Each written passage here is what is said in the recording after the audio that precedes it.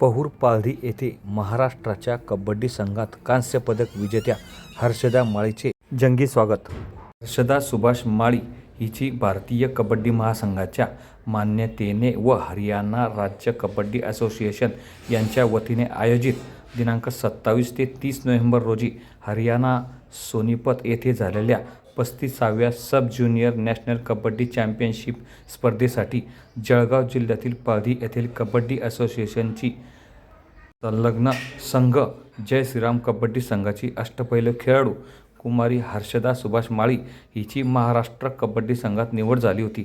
नुकत्याच पार पडलेल्या हरियाणा येथे 16 वर्षाखालील नॅशनल कबड्डी स्पर्धेत महाराष्ट्र कबड्डी संघाने केरळला उत्तर प्रदेश मणिपूर साई संघ या संघाचा पराभव करून सेमीफायनलमध्ये हरियाणा संघासोबत पराभूत झाले असता त्यांच्या संघाला कांस्य पदक मिळाले आहे।